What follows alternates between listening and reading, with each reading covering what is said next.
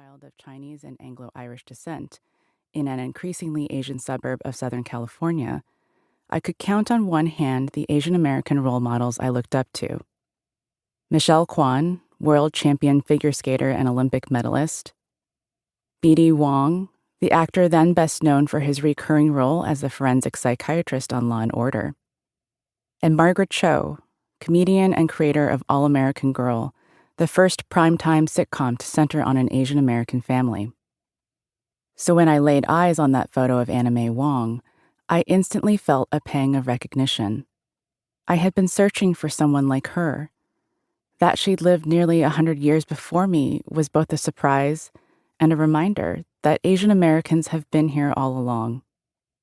I thought I'd never seen anyone like her before, but in actuality, I had.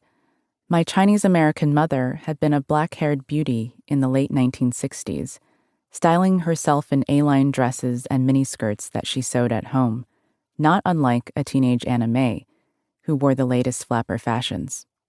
Mom had told me stories about her childhood in Los Angeles' Chinatown, how her grandfather, a prominent Chinese immigrant who owned the eponymous Sam Ward Company on Hill Street, stuffed her pockets with buffalo nickels and spoiled her rotten.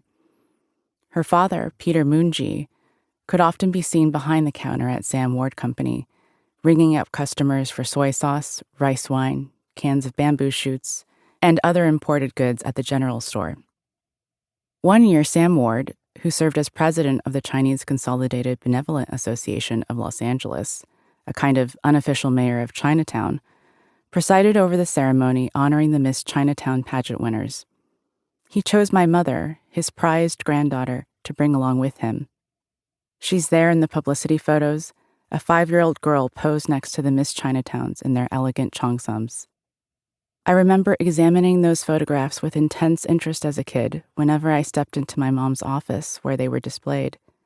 The memory of this moment from my mother's childhood, a piece of Americana in its own right, came flooding back when Anna May Wong walked into my life. Though separated by many decades, my mother's life and Anna May's share many similarities. And yet, neither are the kind of stories we typically conjure up when we think of what America was like in the early to mid-20th century. By delving into Anna May's story, I realized I could help restore her legacy as well as shed light on an often overlooked part of American history. Anna May's career as an actress was filled with ups and downs, vacillating between periods when the gates of opportunity were opened wide and then, without warning, slammed shut in her face. Much has been written about the incredible challenges she had to surmount, and the unspoken racism that plagued her constantly as the sole Asian American actress of popular recognition. Some have called her death in 1961 at age 56, only weeks before she was to begin rehearsals for Flower Drum's song, a tragedy. Yet, in my opinion, it's impossible to truly understand her life within the Western concept of tragedy, or through contemporary society's prevailing logic of success and failure, winners and losers. According to that model, Anna May is doomed to be a tragic figure, a victim of circumstance. The Anna May Wong I know would never stand for such nonsense.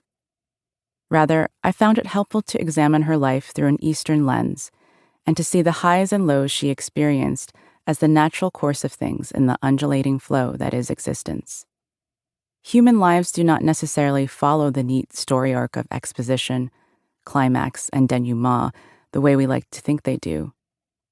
They are messy, composed of hundreds of narrative arcs big and small, and frequently difficult to make sense of. Take, for instance, the Taoist parable of the farmer. The farmer is just living his life. Meanwhile, his neighbors take it upon themselves to comment on each and every turn of events that happens to him. They work themselves into a frenzy, alternately declaring the farmer's good fortune, "How fantastic!" or lamenting his bad luck, "What a disaster!" The farmer responds to his neighbor's judgments with indifference. "Maybe," he says, "maybe whatever has happened is good. Maybe it is bad." But the farmer knows there is no way to tell. The only thing he controls is how he responds to these events. Anna May rolled with the punches as gracefully as she could. She survived and even thrived, outlasting...